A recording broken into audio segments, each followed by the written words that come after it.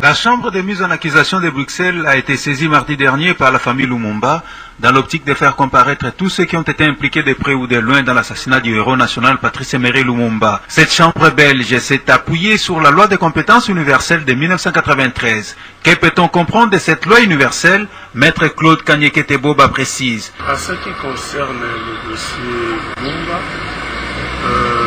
nous disons ceci. La compétence universelle reconnue à la justice belge et française signifie tout simplement lorsqu'il y a un crime qu'ils considèrent grave qui est commis dans tout lieu, tout endroit, et que cette justice est compétente pour juger cette affaire. Quant aux conditions à remplir pour se prévaloir de la compétence universelle, l'avocat a rencontré en dit long. Dans le cas de Lumumba, la justice belge a considéré cet assassinat comme crime de guerre. Tout simplement parce qu'à l'époque où il avait trouvé la mort, il y a eu des émeutes, il y a eu des troubles, des guerres au sein de notre pays. C'est pour cela même, il y a un secrétaire général des Nations Unies qui était venu ici et il avait trouvé la mort.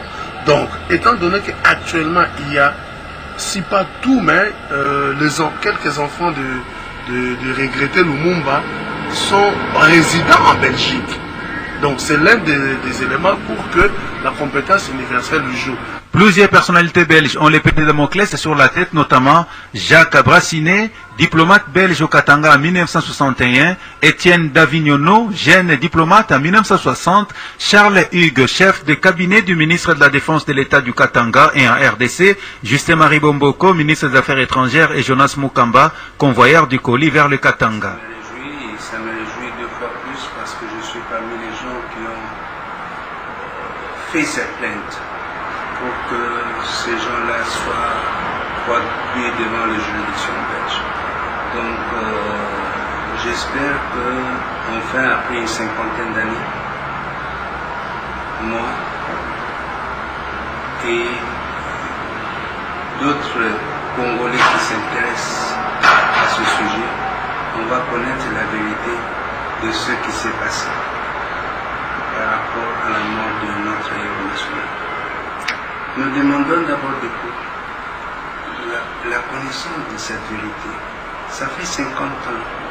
50 ans que ça fait beaucoup d'années on a commencé à reconnaître Lumumba comme héros national. Il a une place spéciale au niveau du continent africain, un des grands leaders, des grands libérateurs de ce continent, et un État qui déclare que ses citoyens étaient impliqués et on ne se donne pas la peine de savoir qu'est-ce qui s'est passé. Non. Nous avons considéré qu'on a le devoir d'essayer de pousser ces gens-là plus loin pour connaître qu'est-ce qui s'est passé et surtout pour sanctionner ceux qui ont commis. Prise de position de la chambre des mises en accusation de Bruxelles au sujet des assassins de Patrice Emery Lumumba. D'où cette satisfaction. Patrice Lumumba ne représentait plus seulement sa famille, il représentait l'ensemble du peuple congolais qui lui avait confié la légitimité du pouvoir lors des premières élections, les seules démocratiques que nous ayons eues avant 2006. Presque 50 ans plus tard, et cette action que la Belgique a initiée et qu'il a neutralisée d'abord politiquement avant de l'éliminer physiquement est perçue comme un acte d'agression contre notre pays. On va apporter tout son appui, aussi bien juridique, moral que autre, à la manifestation de la vérité pour un dossier qui concerne la nation tout entière. Aussi bien la famille que tous les Congolais peuvent compter sur ce gouvernement pour aider à ce que justice soit faite concernant Patrice Emery Lumumba. Quels Congolais et Belges sont directement impliqués dans l'assassinat de Lumumba? C'est dans cette optique que les porte-parole du gouvernement n'a pas manqué de s'exprimer en ces termes. Il y a beaucoup de choses qui sont dites au sujet de la responsabilité des Congolais. Nous savons bien que dans un crime, il y a plusieurs catégories de responsables. Vous avez les responsables intellectuels qui sont les plus importants, les initiateurs, en tout cas ils sont occidentaux, ils sont belges, ils sont américains. Nous avons tous lu des chroniques historiques, des témoignages qui continuent notamment avec Loubo de Witt, cet auteur belge qui a pu retracer le plus profondément, à mon avis, la trame de cette tragédie. Et vous avez les comparses, vous avez les exécutants. Quel que soit ce que tous ces gens sont devenus, Mobutu, Tshombe, etc., par la suite, dans le contexte de 1960, ça n'était que des seconds couteaux. C'est une volonté belge, occidentale, disons-le, d'une manière générale, avec des exécutants locaux, ici. Donc nous n'allons pas mettre tout cela dans le même panier. Il est important que ces gens aillent témoigner pour permettre la manifestation de la vérité, et nous attendons avec beaucoup d'intérêt les décisions qui seront prises par la justice belge à cet égard. Justin-Marie Bomboko et Jonas Mukamba sont accusés par la justice belge d'être aussi impliqués dans l'assassinat de Patrice Emery Lumumba. La justice belge face au potentiel assassinat du héros national Patrice Emery Lumumba ne cesse d'acchanter les Quinois qui voient la décision de la chambre de mise en accusation de Bruxelles un soulagement pour tout un peuple. Moi je crois que c'est une très bonne chose. Je dis que c'est une bonne chose, ça tombe bien parce que bon, l'assassinat de Patrice Emery Lumumba, en principe, comme le juge belge l'a compris, c'est un crime contre l'humanité. C'est pas un crime ordinaire. C'est resté longtemps impuni. Je crois que c'est justice pour notre pays d'abord et puis pour sa famille biologique. C'est une bonne chose de juger les assassins qui ont été assassinés au Lumumba. C'est aussi une bonne chose. Je tiendrai qu'on puisse juger, tout à fait, c'est très normal. Pourquoi? Parce que ces gens-là ont quand même donné au lieu de les détenir pour les utiliser, peut-être savoir son point de vue, qu'est-ce qu'il a poussé à demander l'indépendance à tout prix. Ils l'ont éliminé, il est parti avec tout ce qu'il pouvait dire, qu'il pouvait quand même évoluer et notre pays soit vraiment c'est viser certaines choses, certaines notions qui pourraient nous permettre quand même d'aller de l'avant. À en croire cette chambre de la justice belge, les principaux auteurs de l'assassinat du Premier ministre congolais ne resteront pas impunis. Voilà pourquoi un procès sera ouvert dans les prochains jours pour honorer la mémoire de cette illustrée personnalité congolaise. Sous prétexte que la révision des frontières devient obligatoire. Alors quand on parle d'empiler Ima ou d'empiler Tutsi, il n'y a plus de doute. Il faut être naïf pour croire à ce que Kagame dit, franchement. Écoutez, c'est un sous-terfuge. Vous n'allez tout de même pas combattre les gens qui sont sur vos frontières ou tout près de vos frontières, le Rwanda et l'Ouganda, je précise, en allant commencer par Matadi et Kitona. Est-ce que les Interahamwe sont allés jusqu'à Matadi? Ils ont voulu l'enverser le pouvoir et s'occuper du Congo et exploiter les matières premières du Congo. On n'est pas dupes. Il y a des bandits sur le plan international qui soutiennent Kagame pour que le Congo soit exploité dans tout son cœur et dans tout son corps. Donc là, les couloirs vis-à-vis des Interahamwe, je nie franchement. Les Interahamwe n'ont pas une force qui puisse préoccuper toute la communauté internationale jusqu'au point où on en est aujourd'hui. Mais je pense que Kagame a beaucoup d'ambition. Il croit que le Rwanda n'est pas suffisant pour lui. C'est pourquoi on parle des histoires de Berlin II, des frontières perdues au Congo. On ne peut pas avoir une telle gourmandise et nous devons nous contenter de notre petit territoire, le Rwanda. Alors, M. Kagame croit que le Rwanda n'est pas suffisant. Souvent, il a dit en anglais, it's like a district of Uganda. C'est comme une petite province de l'Ouganda. Donc, ce n'est pas suffisant pour lui. Et on doit aller chercher les frontières qui existaient avant 1885, lorsque la conférence de Berlin a été organisée. Qu'est-ce que cela veut dire? Ceci veut dire que nous devons engager une bataille contre le Congo, mais ne l'engagez pas contre l'Ouganda, puisqu'il y a une partie du territoire rwandais qui est en Ouganda, qu'on appelle le Bufumbira. Ils n'en parlent jamais. Alors, ce qu'ils veulent, c'est écraser les Congolais, écraser le pouvoir congolais, exploiter le Congo, tant que le Congo, d'après ce qu'ils disent, reste inorganisé, donc nous pouvons l'organiser. Et comme ils ont cet appui de ce qu'ils veulent les appuyer, dire, oh, écoutez, ce sont les meilleurs organisateurs qu'on ait vus en Afrique. Je vous dis franchement que, à ma qualité de Rwandais, engagé politiquement, je ne peux pas soutenir une telle politique. En 1997, au mois d'avril, j'ai été obligé de quitter le Rwanda. À l'époque, j'étais député à l'Assemblée nationale de transition pour le Parti socialiste rwandais. Mais quelques mois avant, j'ai eu l'occasion, c'est peut-être une chance, d'assister à une séance au cours de laquelle l'ancien président de la République, Pasteur Bizimungu, est venu nous expliquer les raisons pour lesquelles l'armée rwandaise était au Congo, au Zaïre à l'époque. Il a amené avec lui une carte et il nous a expliqué dans une séance qui était à huis clos jusqu'à quel niveau le Rwanda précolonial pouvait être délimité. Et donc il a montré qu'une partie du territoire du Congo actuel, d'après lui, revenait au Rwanda. Il a même parlé plus tard, à la presse, de la nécessité d'une seconde conférence de Berlin. Ce ne sont pas des fictions, ce sont des déclarations politiques actées. Deuxième chose, en 1998, j'ai eu l'occasion de discuter avec des diplomates ici à Bruxelles et des académiciens, des universitaires belges. Des deux types de discussions que j'ai pu avoir, il y a au moins un académicien, un universitaire belge qui a parlé de la nécessité de l'établissement d'un État tampon entre le Rwanda et le Congo, comme solution d'une part à l'instabilité du Kivu et d'autre part à l'instabilité du Rwanda.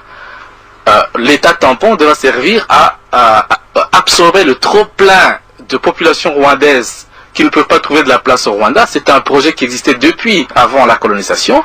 C'est pas une fiction. Il y a eu un mouvement, un organisme précolonial qui a été, je veux dire, colonial, qui a été mis en place par la tutelle belge pour transférer de façon organisée des populations du Rwanda vers le Congo. Donc c'est une chose qui est là. Ils font la guerre. À moins que l'opposition ne me dise qu'elle fait partie du M23, à ce moment-là, on va parler aussi avec l'opposition de la fin de la guerre que le M23 nous fait. S'agissant des autres questions que l'opposition soulève. Mais ce sont des questions qui sont à l'agenda tout le temps. Est-ce que vous avez vu, est-ce qu'il se passe un jour dans ce pays sans qu'on ne parle des problèmes qui préoccupent l'opposition? Que ce soit des problèmes de légitimité, comme ils disent. Est-ce que la Cour suprême n'a pas siégé là-dessus? Que ce soit des problèmes de CNI. Est-ce que la semaine passée, l'Assemblée nationale, opposition et majorité, n'a pas négocié là-dessus jusqu'à arriver à un compromis qui va être présenté sous forme de projet de loi au président de la République pour qu'il puisse signer? Quand est-ce qu'on a cessé de parler des problèmes qui préoccupent l'opposition dans ce pays pour qu'il faille seulement en parler à l'occasion de la guerre, comme si c'est l'opposition qui nous fait la guerre? Il faut que l'opposition évite de prendre les habits des criminels qui sont en train de nous faire la guerre. Et je sais qu'il y a des gens très raisonnables dans cette opposition qui estiment que ça n'a rien à voir. Le débat sur d'autres problèmes se poursuit dans le cadre des institutions que le peuple congolais s'est donné. Les gens du M23 sont sortis des institutions. Alors il ne faut pas que les gens mélangent les genres. Vous êtes dans les institutions et vous voulez aller en dehors des institutions, dans les tranchées de la lutte armée pour résoudre les problèmes qui sont pris en charge par les institutions. C'est de la confusion. Et il n'y a que des gens de petite envergure qui disent cela. Suivez ce que M. Tshisekedi dit, je ne pense pas que c'est cela qu'il dit. C'est dans la plénière de ce jeudi que le député Baba Bassoué du groupe parlementaire Terre d'Avenir est intervenu par motion incidentielle pour solliciter l'invalidation des députés absentéistes. Ma motion avait pour objet le mandat, et c'était une motion incidentielle, étant donné que nous examinions le mandat de nos collègues de Massissi, parce qu'il fallait les valider. J'avais proposé à l'Assemblée plénière de décider également, concernant les mandats, sur deux questions. La première question, j'ai demandé à l'Assemblée d'invalider les mandats de ceux de nos collègues qui, depuis que nous sommes ici au Palais du Peuple, ne sont jamais venus. Et également de ceux de nos autres collègues qui ont enfreint à l'article 85 de notre règlement d'ordre intérieur.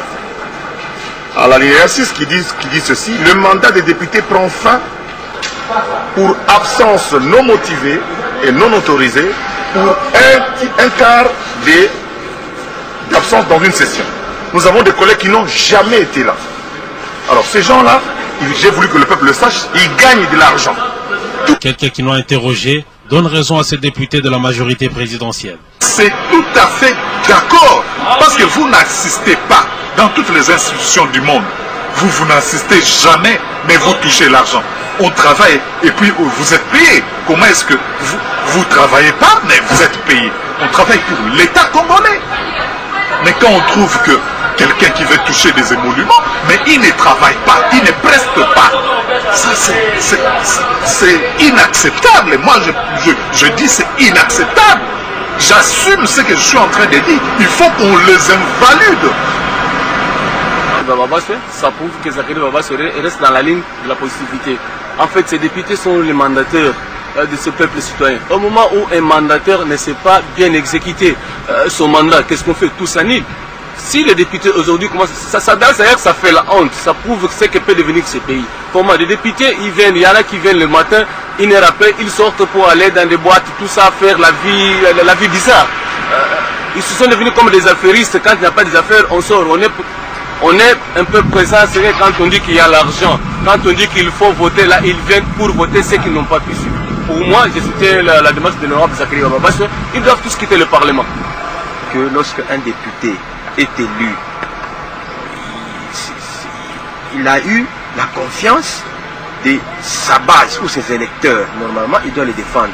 Quand il est en train de briller par des absences, je crois que c'est bien souligné dans le règlement d'ordre intérieur au sein de l'Assemblée nationale, du moins au niveau de la Chambre basse, qui stipule que lorsque un député fait plus d'un quart d'absence au cours d'une session, normalement doit être invalidé. Il est à noter que cette motion n'a pas été soumise au vote, mais sera étudiée en commission, a dit le président de l'Assemblée nationale. Nous devons subir quelques retouches. Le projet de loi organique sur la restructuration de la centrale électorale présente des innovations qui constituent une valeur ajoutée pour sa crédibilité. Un motif de satisfaction pour Jérôme Bonso. La Commission électorale nationale indépendante est composée de 13 membres désignés par les forces politiques au sein de l'Assemblée nationale, à raison de 6, dont 2 femmes pour la majorité et 4, dont une femme pour l'opposition. La société civile y est représentée par 3 délégués, issus respectivement 1. Des confessions religieuses, 2. Des organisations féminines de défense des droits de la femme, 3. Des organisations d'éducation civique et électorale. Cet élan synergique fondamental mérite d'être capitalisé aujourd'hui dans le processus de la désignation en toute autonomie de représentants de la société civile définis et identifiés ci-dessus, appelés à de maintenir le souci d'impulser et de reconstruire un processus électoral crédible et transparent, jouissant du bénéfice des confiances des citoyens congolais. L'AETA recommande à toutes les parties prenantes à la restructuration de la CENI de veiller à sa réforme. Au Sénat, de considérer en priorité le caractère égalitaire et équilibré de la composition de la CENI et les mécanismes efficaces de contrôle et de redevabilité des gestionnaires de la centrale électorale, de revoir à la hausse les quotas attribués à la société civile en général et celle de l'éducation civique et électorale en particulier au niveau du bureau et de l'assemblée plénière de la CENI. Par ailleurs, le gouvernement est appelé à disponibiliser des fonds suffisants pour assurer à la nouvelle CENI une autonomie financière.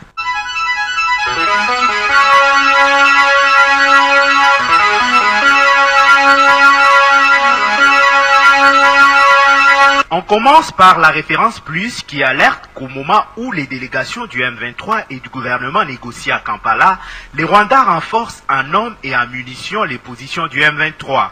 À en croire les journaux, des sources indépendantes aux frontières entre la RDC et les Rwandais signalent l'entrée des 10 véhicules armés en provenance du Rwanda. Pendant ces temps, la consoeur fait remarquer que Joseph Kabila a sollicité l'implication des élus du peuple dans la résolution de cette crise.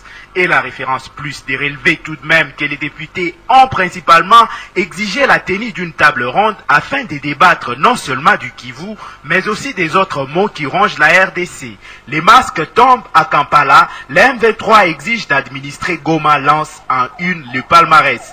Pour ces quotidiens, la rébellion rwandaise veut imposer un gouverneur, des ministres provinciaux et une assemblée provinciale au Nord Kivu. Cependant, les confrères se veulent légalistes en affirmant que rien dans la Constitution n'autorise cette tentative de hold-up rwandais. Coincé dans sa stratégie initiale, Kagame laisse tomber les masques, conclut l'article. Forum des As, lui, a réservé son second titre repris en couverture au congressman américain qui accuse. Parmi les plus grands défenseurs du pouvoir de Kigali dans l'arène politique américaine, on compte Madame Susan Rice, ambassadrice des États-Unis à l'ONU, estime le journal. Et de rajouter que concernant la RDC, les accusations sont venues des congressmen américains qui accusent Susan Rice de faire la désinformation de la situation de l'Est de la RDC en proie à la rébellion du M23 soutenue par le Rwanda, comme attesté par tous les rapports publiés à l'ONU. En économie, Africa News annonce l'arrêt du PEC 2, les FMI suspectés. Les Tri-Hebdo laissent entendre que contrairement à la Grèce dont les indicateurs économiques sont passés au rouge, la RD Congo pénalisée malgré une croissance positive et une inflation maîtrisée. Cela prouve que le FMI est influencé par un lobbying des forces opposées au président Joseph Kabila. On termine par une page sportive avec la prospérité qui nous apprend que les léopards de la République démocratique du Congo affûtent leurs armes depuis le lundi 10 décembre à Port Elizabeth en Afrique du Sud en prévision de la phase finale de la CAN 2013. L'arrivée jeudi dernier des 4 joueurs qui étaient restés à Kinshasa pour des raisons d'ordre administratif et 6 autres du tout-puissant Mazembe qui se sont également envolés pousse la prospérité à considérer en somme que les léopards sont tout simplement passés à la vitesse supérieure. Au revoir.